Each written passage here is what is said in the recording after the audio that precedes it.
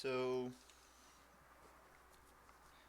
I started this channel to kind of tell a story, or stories rather, about my life. Um, See, I was diagnosed with paranoid schizophrenia at the age of, I believe, 22. Um, it was quite odd at first. Uh, I was drinking very heavily, working a construction job, and I got not necessarily laid off, but like a pay decrease. I guess it would be called, and I wasn't very happy.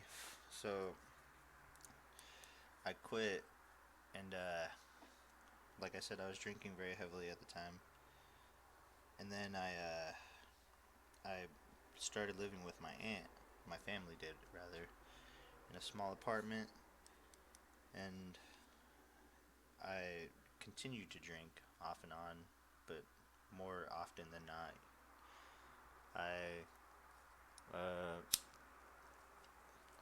found myself drinking every night, pretty much, and consuming way too much alcohol and marijuana. And then I applied for a dishwashing job at a local pizza place, and it started to weigh on me. Like the job, I started noticing that I couldn't do the job to the standard that they wanted, and you know, it was frustrating. I was hardly getting any sleep. Like started noticing noises a lot more. Like crickets would seem to be louder, and then people's nose breathing. Like my brother, love him to death, but he would breathe from his nose, and like things like that would bother me. And I was like, why? What's going on here? I didn't really know. So I was starting to get frustrated, and so I would you know I would hide myself in the garage, basically smoking and drinking, smoking cigarettes, drinking constantly, listening to music, and this went on for about a month. It was like slowly affecting me. Like I can't explain it. It happened. It happened. Feels like very rapidly, but within that month, it seems there's a lot of time that I can't recall rather.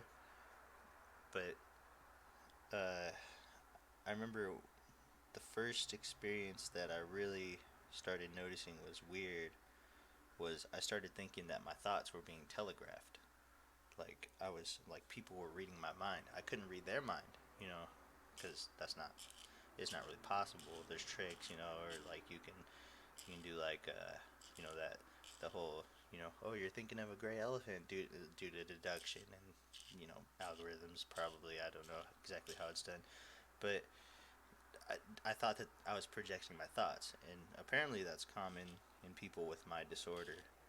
Uh, from what the people at my local mental health place tell me, um, I I remember on my birthday, because this was in the June of, I believe, 2013 or 2012. I was trying to do my job as a dishwasher, and this pretty lady, no, I'm not going to mention any names, she came up to me and I was crying, and she didn't say anything to me, but I remember I felt like such a wuss, like I didn't know why I was crying. I was just so drained. I was getting no sleep, and because like I said, these symptoms started coming on gradually, but almost very abruptly. It's super weird. I can't explain it. Like it just slid in, like the whole mentality just kind of crept into my life. I started becoming more and more paranoid. Like I said, I thought people were reading my mind, and it was my birthday, and I was like, damn man, I didn't know why I was crying. I was just so tired and everything. And I got home and I hadn't drank in about, I think, 2 days, maybe, if I can recall correctly. It's a lot of it's blurry, but I continued to you know drink after that. I bought a 12 pack of Bud Lime and Bud Light Lime or whatever it's called. You know, very, like, not strong beers, but I remember I only drank a couple, and I had been hearing this like almost hissing noise, like tss, tss, like almost like that, and I was like, "What's making that noise?" So I went.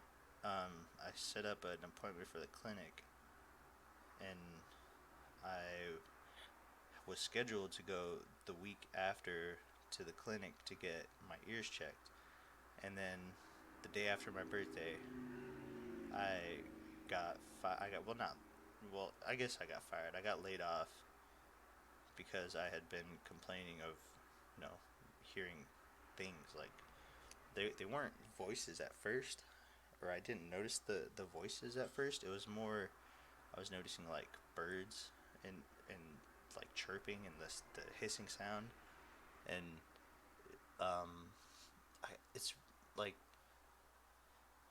I was hearing birds through brick walls. Like I could hear them when I was washing dishes, like through the sound of the spraying of the hose, and I was like, everyone, I mean, I didn't know what was happening. I thought I was some kind of like genius or something. I was like, I was like, I can control the birds. It's kind of funny looking back at it, but uh, that was like that. Yeah, that's probably what got me fired. I thought I was like conducting the birds in an orchestra. So they gave me my last paycheck, and I went out and bought an amp and a guitar. And at the time, um, I didn't realize this, but my family was growing tired of my behavior. Because I had become more, become not aggressive, just more, weird. Like, not not saying that, you know, you know, I was behaving like, you know, there's some people that you find on the streets that are like, you think they're on drugs or whatever. Or you think they're, you know, I I was smoking marijuana, which I didn't consider a drug, but it was illegal at the time. And I was drinking a lot of beer, but I wasn't doing any drugs, like anything like that was, I thought, to be very illegal. I was just kind of smoking and drinking. I was getting what I call crossfaded. To not to glorify it or anything, but I mean, I don't condone nor condemn the use of, you know marijuana. It, it's whatever. I don't smoke it anymore. I can't. But drinking was my struggle. Um, and then my family, like I said, began to grow tired of my behavior. So I would wander. Like, I would just leave the house and kind of walk around. And as I did that more often, I started to notice that, like, there was a lot of people where I lived that were I felt like they were my people.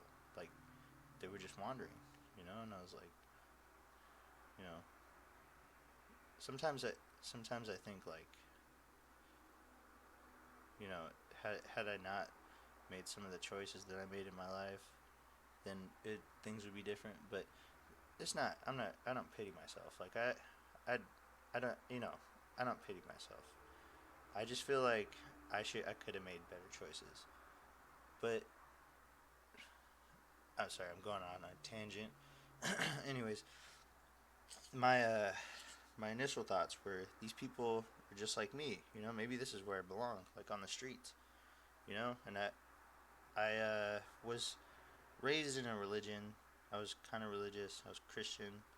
Um, I started attending church again, and this was before I realized I was delusional, and this is before I had any visual hallucinations. Like I would see streaks of light, like blue streaks, and I would see specks and stuff like that. But there was no like vivid like hallucinations that I noticed at the time. But I was hearing auditory hallucinations like birds, like I said. And then I started attending church again, and my pastor, who I contacted because um, let me back up. This kind of it's kind of hard to remember. This was a couple of years ago, but my pastor, that sorry, my family contacted the local mental health.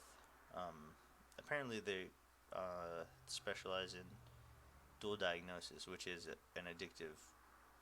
You have an addiction problem and mental health issue like simultaneously occurring, and they so they contacted them, and there was this thing called, it's pretty much like an outreach program, like the initial like first contact with them. And I was drinking less, but I was still drinking.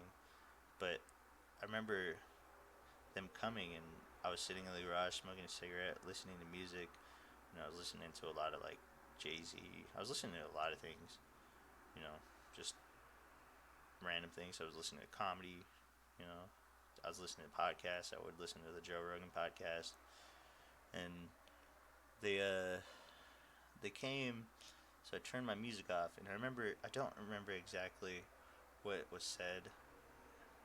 They uh, they told me they told me that that they were there to help, and that that's when I kind of realized that maybe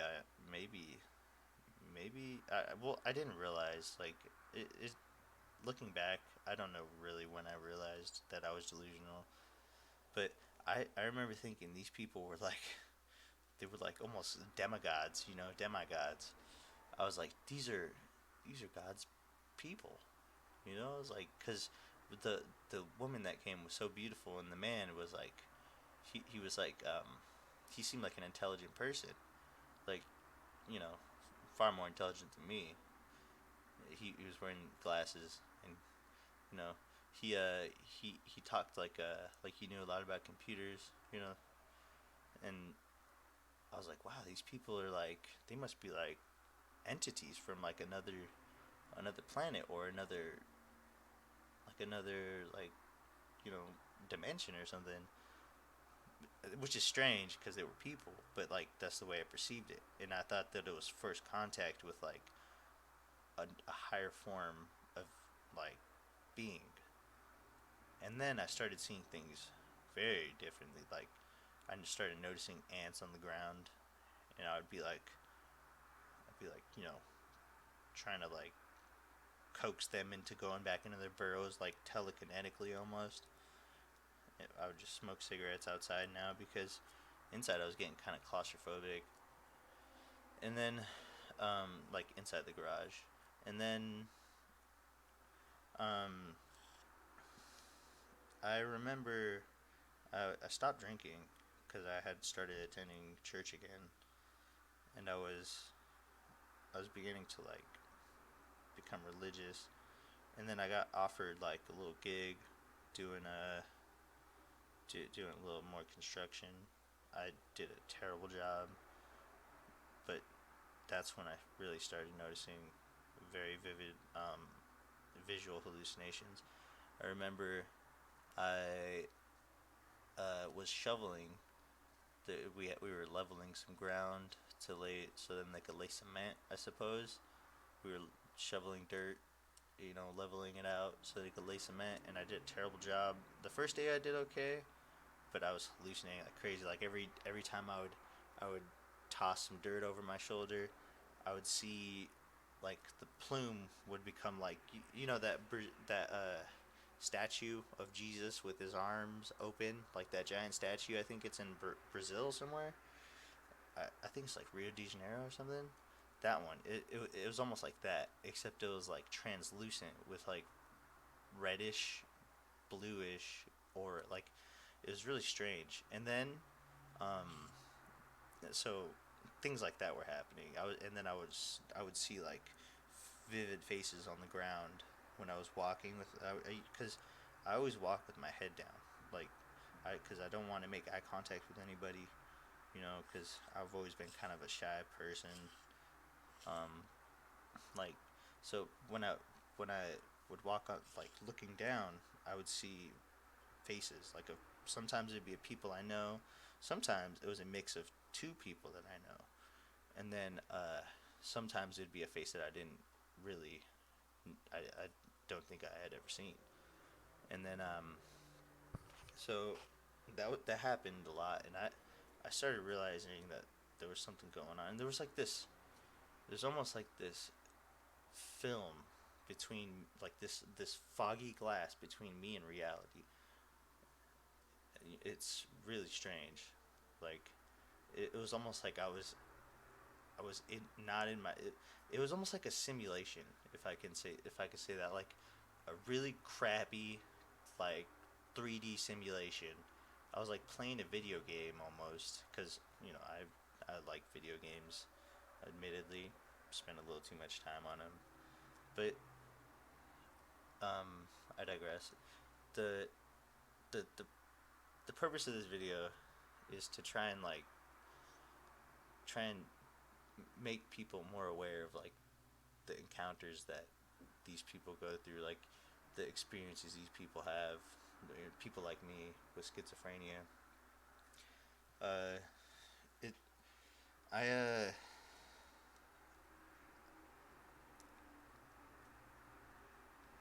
I was doing the job, I was leveling the dirt. Then the next day I come back, but the guy I was working with, the man that had initially taken me on, he had taken the day off. I don't know why. So I did the job myself, and it started raining and thundering. And then I remember the story from the Bible, where Elisha got, I think it was Elisha or Elijah, got taken up in a whirlwind to heaven, um, I believe. And then I was like, oh, am I going next? Because at the time, I started getting those religious religious delusions and hallucinations, and I like stopped doing my job. I was a little scared because I thought that was gonna happen, and I didn't know what to expect. But uh, I encountered a man that I talked to about the Bible, because I was kind of being one of those like outreach people. They call it outreach. It's like where you try and get people to go to your church. And the man, he was very knowledgeable in the scriptures. I wasn't. I wasn't particularly knowledgeable. I know a lot of the stories, but I don't like study scripture. But anyways, I was walking down to the gas station so my brother could, like the gas station down the street, so my brother could pick me up. Or I don't think it was a gas station. I think I got dropped off at the gas station in the morning, and then I walked to this place called, it was some burger joint. I forget what it's called, but the man there was, the food was good. I'll say that it was like pretty good. But had a conversation with the man over the counter, and I was telling him about like this is crazy, but I was telling him about like aliens and God, because you know I was always like more scientific, like not scientific, like I'm not a scientist, but I always believed in science more than I believed in religion.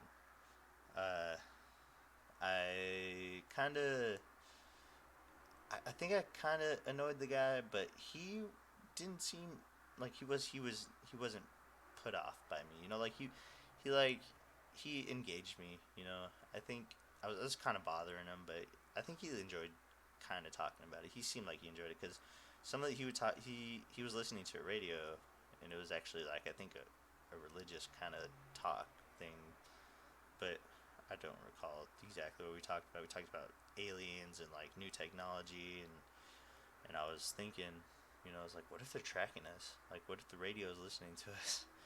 So then I paid, and then I left, tipped, you know, I left, and then my brother picked me up from there, and then later I well I don't recall exactly what I did. I wasn't drinking though at the time because I had been sober for I think about a week, maybe two. I don't know. I had just gotten. I don't. It all meshed together. I remember the experiences very well. I don't remember the timeline very well. But I, anyways, I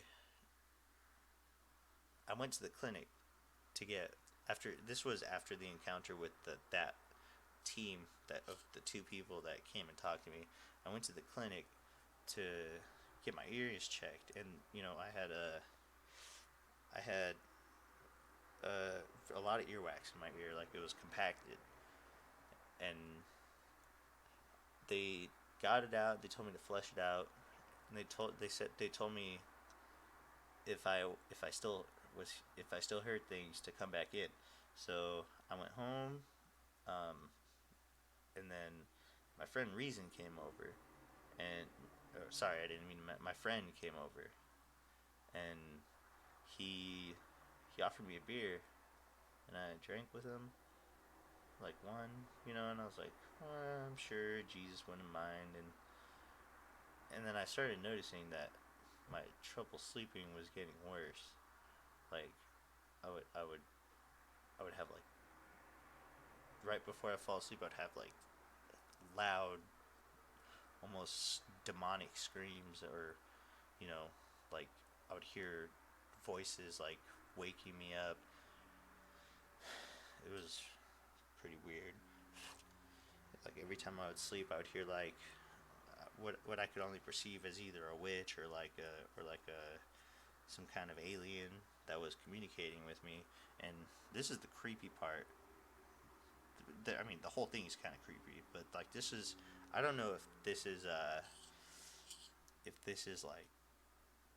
if this happens a lot, but I didn't identify them. I started to try and identify them. The voices. I started like giving them personas and stuff. Not personas like they were always different, but I just called them the entities, and I thought that they were from another dimension speaking to me, you know, and like it was strange, strange times. They started speaking to me more often, and I would be out there in the in the garage smoking because I was just running amok. I wasn't doing anything illegal, but uh, I was just kind of pissing off my family and my neighbors, and then um, because when you have something like that happen, you don't I mean you're ultimately in control, but it's very hard to like see through the veil. Um, I began to like I began to like pace a lot more. I paced, and then I I remember walking at night down the street, and then I saw what I what have you ever I don't know if you've ever heard of the bell that supposedly the Nazis had worked on. It's like it was supposed to be like an anti. It's like a conspiracy theory thing. I used to watch stupid videos about conspiracy theories and stuff. I saw like a translucent image, like translucent white image of the bell, and then I saw about a man-sized translucent image next to it. I thought nothing of it because it wasn't the strangest thing I saw. It was translucent, So I was walking to the store. I asked the clerk if I could get a beer for free because I didn't have any money. He said no. So respectfully, I said okay and left. I mean, not respectfully. I guess that's kind of disrespectful. I just kind of I was in a weird mindset. I felt like I was a prophet of like God or something, which is strange, but that's pretty common in people with schizophrenia. But I so I walked home, and then I think I had a little bit of sleep, um, a little tiny bit of sleep. But I remember there was a game I was playing called StarCraft 2 at the time. A lot. I was playing that, and I I started having these delusions that like the Protoss were having like these tethers that were cleaning the atmosphere, like some kind of weird filtration device that was cleaning the atmosphere. And I felt like they were gonna come pick me up because the entities like they're coming, and I didn't know exactly what they meant, but they're like they're coming, and I was like, oh god, what is coming, And so it's like I guess my mind filled in the blanks. Apparently that's how, I don't know, like my subconscious, what I had thought, it, like filled in the blanks, and then I guess it was just the Protoss. I don't know, but the next day I remember feeling. I think I slept maybe like an hour at the most. The next day, I remember it was such a beautiful day. It was like spring or not spring. I think it was fall. I get those two mixed up because they're so beautiful. But it was nice and cool. Um, I remember walking and asking my brother if I could have or you know borrow some money for a pack of cigarettes, and then I walked and picked up some cigarettes, and then I talked to some people on the way. Some neighbors. I was walking around trying to invite people to church because you know I was I was delusional at that point. Like it was full blown delusion. And then I told them about all my experiences, and I remember feeling like this weird aura, like not weird aura, but like weird sensation.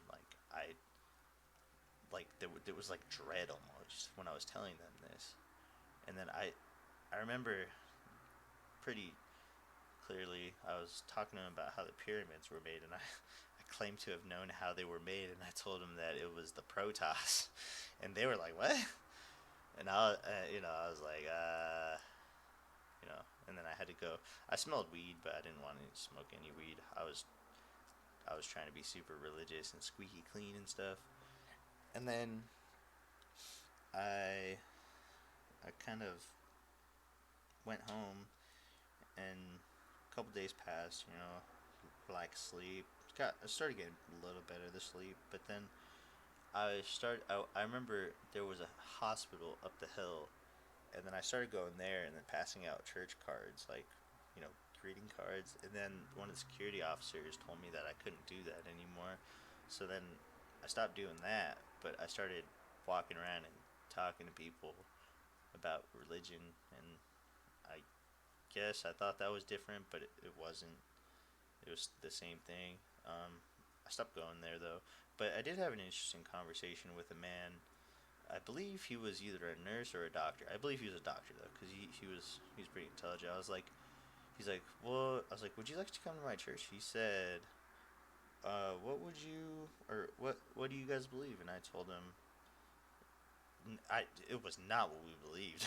I told him what I believed. I was like, at the time, what I believed. I believed that aliens were controlling the not aliens, but like the government was controlling our minds through video games, and you know, like that we were all destined to be like greater beings, but we're merging with technology, and Jesus knew this, and that's why he condemned. It was like a bunch of just spouting garbage nonsense, but you know, I, it was like it was on the verge of word salad. Like I could still form a sentence, but I didn't know what I was talking about. But the the person was really nice, and he just said, "Well, video games do affect the limbic system," or he said they don't. I don't recall call, if it was do or don't affect the limbic system. You know, he was kind of leveling with me. I think he knew there was something wrong with me. You know, and then so I went home, and oh, by the way, on the way up there, I my aunt's favorite glass. She had a glass that she drank beer out of. It was this like tall glass, and she would pour like 32-ounce beers into it, and then drink. You know, I think she would. You could only fit like 24 ounces in there, but she would. You know, she liked drinking out of that. She would make like little enchiladas and stuff with it. I took her glass because I didn't know what else to take, and because I saw this plant that was in the middle of the road, not the road, but like the little trail up to the hospital. I saw it and it was dying, and I was like, if I, because it hadn't rained in a while, so I was like, if I water this plant, it'll rain. And this is gonna sound like ridiculous, but I, it was cloudy. I should have known that it probably was gonna rain anyways, but I watered the plant, and then I had that conversation with that person.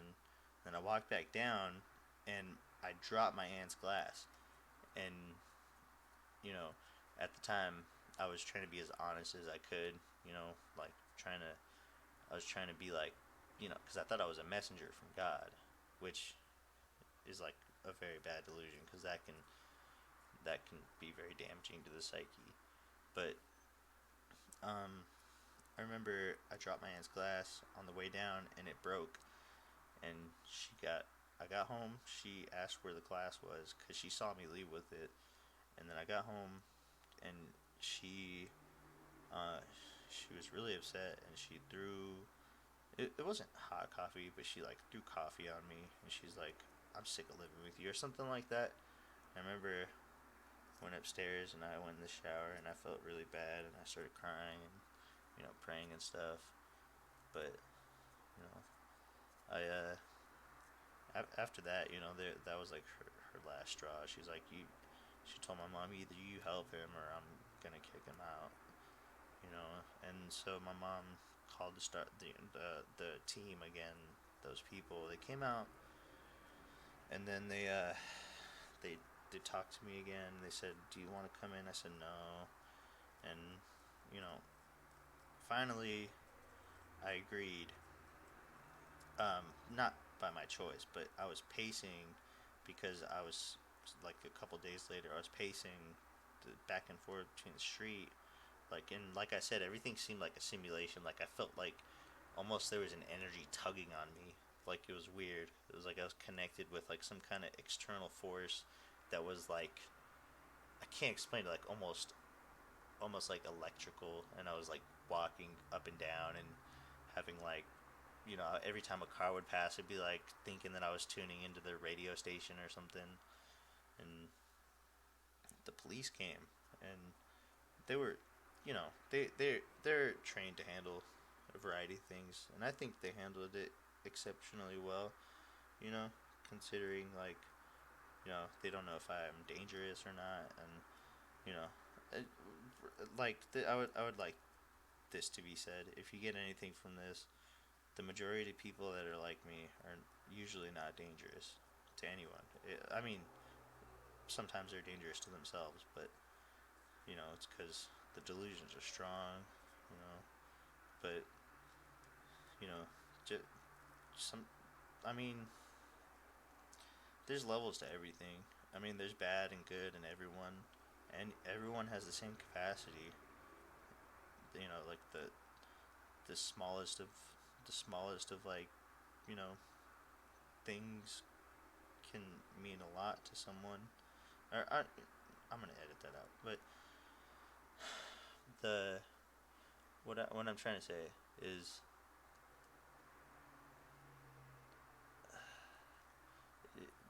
not everyone that is like me is dangerous, and the majority of them are not. Um, so the police came, and then they didn't handcuff me. They didn't. I don't even think they searched me. I don't recall them searching me, but they just asked if I wanted to take a ride with them to the mental health place. They were police officers, and I was scared because I'm brown. I'm not like African American, but like I'm Um, I'm Indian, not Native American Indian, which is a derogatory term towards Native Americans, but I'm Indian, like Eastern Indian and Mexican. So, I look more Mexican than Indian, but I was scared. So they were nice. They were taking me into the mental health place, and I remember interview. Oh, totally forgot about this. I thought, like I said earlier, I thought I was a musical genius, and I was composing with the birds. I thought I was gonna get like $1 million or something for like being a genius, just for just, it was a stupid delusion. There were so many delusions. I probably didn't even list them all, but I uh, I remember getting there and then talking to this lady, and she asked why I was there, and I told her the truth. I was like, I think I'm here because like I'm being persecuted, religious persecution, and then all this stuff, and they deemed me, were like they were trying to help, of course they were trying to help, and my family was trying to help. They didn't know what to do with me, so they sent me to the hospital, and I was in the hospital, and then I was hearing voices like at the same time. When I was in the hospital, I was in the gown and all that. I took an ambulance ride to the hospital, and I was pacing back and forth, and then the man came in, and I was listening to the voices that I was hearing in my head, not the man that came in. But I guess what he was saying was, you gotta lay on your bed, or because I suppose I was like looking menacing. I was like walking around, pacing, and you know, and they they told I think they told me to get in my bed and lay down, or sit down or something, but I wasn't listening to them. I was listening to the voices because they had become overwhelming. Because I think the stress involved, it caused the things, the voices and the hallucinations and the delusions to become intensified. Like, but they told me, I think, twice, and then the third time they came in with uh, two nurses and a security guard, and then they strapped me into the bed, and I didn't know what was happening. I was so confused, and I was like trying to struggle, and the man had a syringe, and I was like, oh no, man, they're gonna kill me, man. He injected it into my leg. I don't know what it was. It was probably a sedative, but I remember screaming at the guy, "You killed me! You killed me!" And then uh, I passed out, and then I woke up, and I didn't know where I was. I was like, "What?" And there was this man sitting there. He was like, "So you're here because we're trying to help you, And I didn't know. I think I passed out again, but I was wearing my clothes. I think, I believe, but I was in this. It wasn't a mental institution. It was just a place that they put you on a 72-hour hold. Um, and I remember I was like, "What is this?" So I left the room because he said I could leave after we talked shortly, briefly. I don't remember about what, but I remember seeing like a bunch of dorms with like people. There was like a hall, and then there was like dorms to either side. I think it was separated men and women, but I was looking around, and I remember I was just kind of like, I didn't know what to do, and the staff kind of talked to me, and it's kind of blurry, like the memory. They were talking to me. I didn't want to take any medication. I think they offered me some, but I didn't know what like I didn't like taking medication like at all. I didn't even like taking any kind of medication, like even for headaches or anything like that. So they I was I was trying not to be like, you know I basically, I didn't know what was happening, so I was being very non-confrontational, like, very timid, and I asked if I could use the phone, and I remember I called this girl that I really liked. I really, really liked her, and then I left her a message, and I'll get back to that later. But um, I was refusing to eat because I thought they were poisoning the food. I thought that they were poisoning the food in there, and it's so funny. Like the first night, I didn't get a wink of sleep. I was hearing the voices, and it was super strange. They were like, I was hearing Joe Rogan's voice. He was like He was like doing commentary on my life. And I remember that him saying, they're coming, bro, they're coming," and I was like, oh my god, the government's gonna bust me out of here because I'm like a VIP. I'm like a very important person. Eh, sorry if you heard that. I live next to a freeway, but I remember waking up or trying to wake up the person that was next to me. I was like, they're coming for us, man. We're gonna get out of here.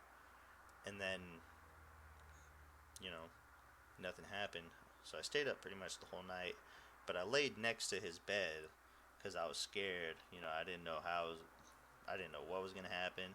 And the person told me the tenant there told, not the tenant, but the overseer or whatever, the clinician told me to get back in my bed, but I refused, and he didn't feel like forcing me to, so I just slept whatever I could on the floor next to the man that I knew. We had talked briefly, but I felt like I could confide in them almost. But the next day, I was, it's been it's been a few days since I've had good sleep, or it had been a few days since I had good sleep. But I talked about I talked to one of the nurses there. I think she might have been a sister of someone that I knew, but could be delusion. I don't know. But she was really pretty. I remember, and I was like, "Do you guys have a hacky sack?" Because I used to enjoy playing hacky sack because I smoked, and I was I was like, I don't know, I like playing hacky sack. She said, "Yeah, we have a hacky sack." So we were playing hacky sack, and then everyone's on the court. Like, we get like an hour or 45 minutes or something like that of outside time. Um, Playing hacky sack. She went inside to do something, and then I thought, now's my chance, you know. So I started. I tried to jump over the fence, and then the person that was out there monitoring us, he grabbed me, and then everyone started laughing, and I was like, I'm being held against my will. I screamed that, and they're like, it's so embarrassing looking back on it. But I went back into they called it short or whatever. We went back in there. We're watching music videos for some reason. I didn't have any interest in watching TV at the time. And I would try and read books, but the words didn't make any, like, I it was like my brain wasn't functioning right. Like the words weren't, like, it wouldn't register. I would just be thinking of, like, very fragmented, like, I would think, oh, like, and then that would go off, shoot off into a different kind of branch of, like, whole different thought, and then I would lose track, and it was super hard to read at that time because I was so distracted by all the experiences I was having. Like, oh, so strange. Anyways, I I got home, or yeah, that well, let me tell you that in the in the time that I was there, they called me suit or Spider Man rather. They started calling me Spider Man because I tried to scale the fence, and they're like, "Hey, Spider Man," and I was like, "Oh God," I was embarrassed even then. Man, it was, but I eventually got out. They first they did like a differential diagnosis. I think they eliminated what I had and what I didn't have, and they believed I had paranoid schizophrenia, and I didn't want to believe that. I was like, what? I had never even heard of it, but my father had it. See, and I had mentioned that. I said, I believe my father has schizophrenia when I got my ears checked to the nurse.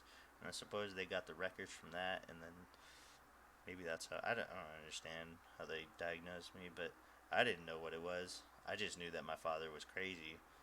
Like I I thought he was doing drugs or something, but he had exactly what I have. But um, they diagnosed me with paranoid schizophrenia, and I was like I was like confused. I was like, I didn't understand the implications. It was barely registering at all. And then I called, or I he asked me if I had a place to go after, and I said yeah. I was gonna go to the mission, like the homeless shelter. That was the local homeless shelter, and you know he said yeah, that's okay. So I I went, but then I didn't go to the homeless shelter. I went and I went home, and then my mom, she came out and she talked to me, and she like I had knocked on the door, and then I was like, hey, how are you guys doing? Like nothing happened. And then I was kind of sitting out there, and I think I found like a cigarette on the ground that I had left, and I was smoking that. And then my mom came out and talked to me, and she was like, we love you. You know, she's like, we did that to try and help you.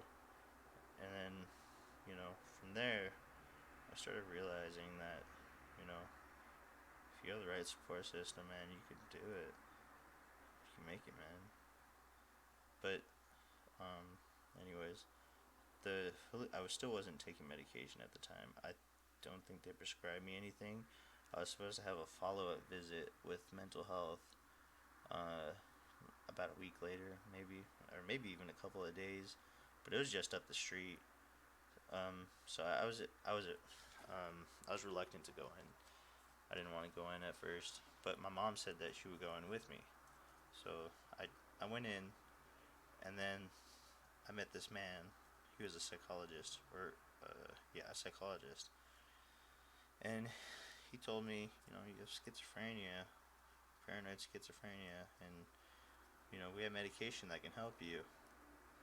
And I was like, at the time, I was still religious, and I still, had a lot of faith in God, even though it just literally happened within a 2 month period that I became religious, and then had all this faith in God. It's because of the things I had seen, like the religious hallucinations. I I told him I believe that I'm possessed. You know, that's what I told him, and he said, "You're definitely not possessed." It's like you're paranoid schizophrenia, and we can help you. And so they gave me this medication. It was called risperidone, and I didn't like it. It made me tired. I took it probably 2 days in a row. Couldn't stand the effects. So I called my pastor, and I said, I believe I need an exorcism. This was at night, a couple days after I had gotten the medication, about 2 days.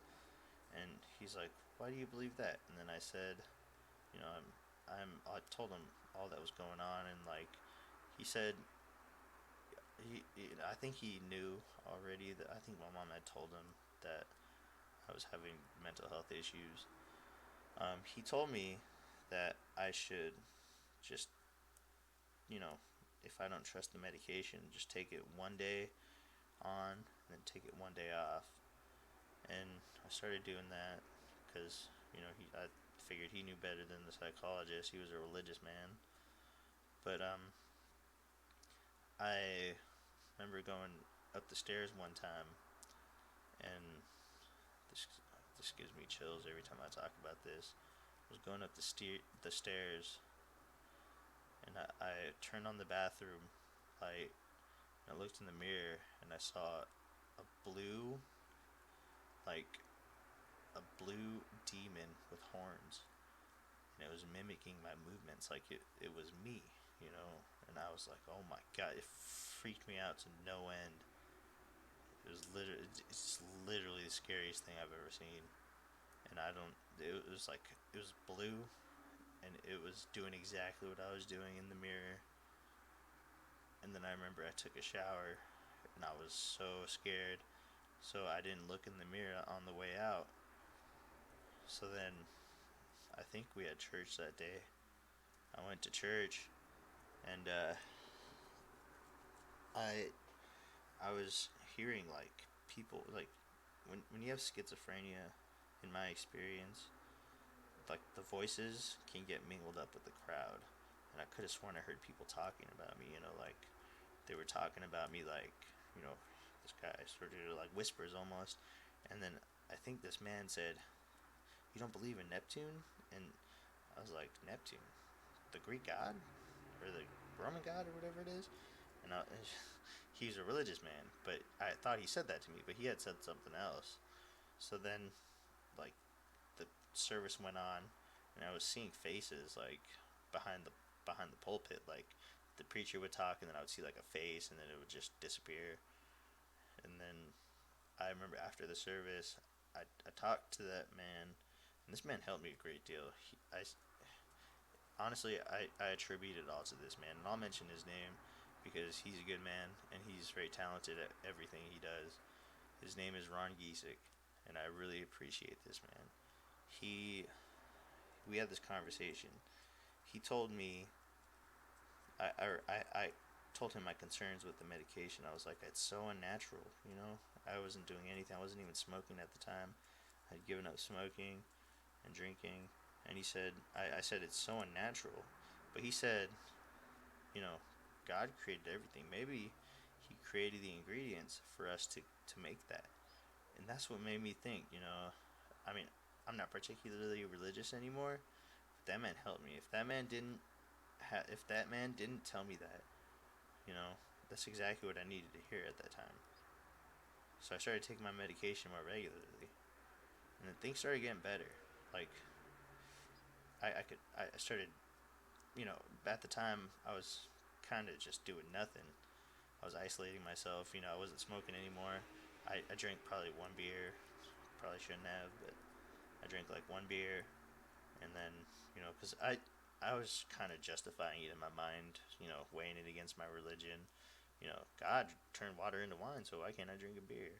So I, drank a beer, and then kind of, did nothing. But the medication was helping me sleep too. It was like making me really tired.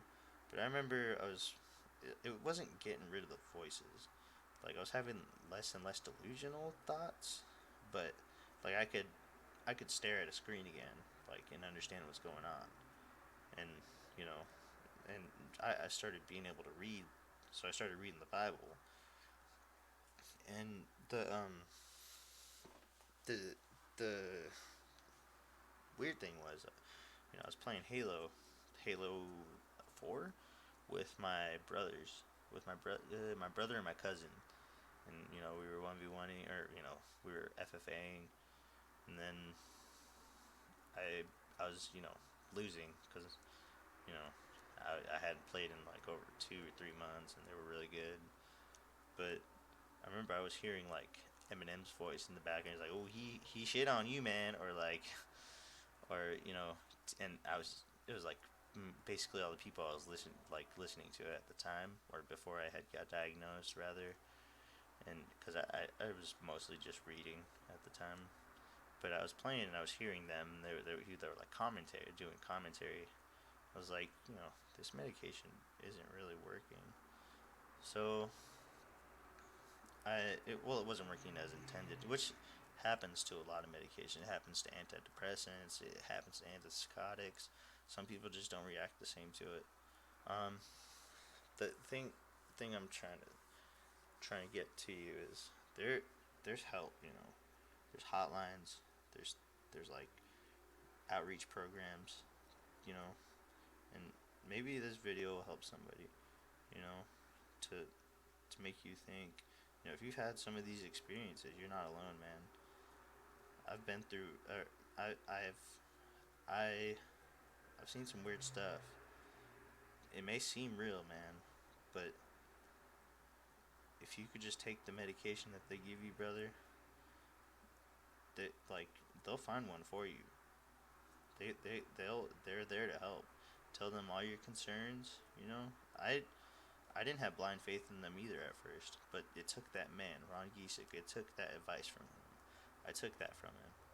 He said that, and maybe God put that there so that we could discover it and then use it for our benefit. Um, but there's help. I'll try and link some mental health awareness things in the description if I ever upload this video. But anyways, um, yeah, if it wasn't for that man, I would not be on medication, and I'd probably be homeless somewhere. But things got better, a lot better. I got on the right medication. I'm on this medication that they inject into your arm. It's called Invega. It it helps me a lot. Like, I hear less voices. I can live pretty functional life. Uh, I don't feel I isolate still. I'm not very social. You know, that kind of went out the window. You know, like the paranoia, I've realized will probably never go away. I'm very paranoid. That's why I'm trying to remain as anonymous as possible. But um, the I believe that there's help for everybody. If you're just struggling, or you have someone that is struggling with mental health issues, you know, tell them to let their voice be heard, man, because it could help somebody. Everyone struggles with things. Everyone struggles with different things. Mine happens to be alcohol and schizophrenia, a little bit of depression and anxiety. I have a lot of anxiety actually, but it's whatever. It's probably because of the alcohol. But um, there's hotlines. I'll try and link some.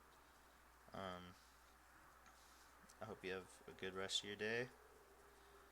And if you're interested, I could tell you some more pretty weird stories. I've missed out on a lot of them. So if you guys are interested, drop a like, or uh, you know, subscribe, anything and to let me know that you guys want to hear more. But uh, that's it. Have a good day.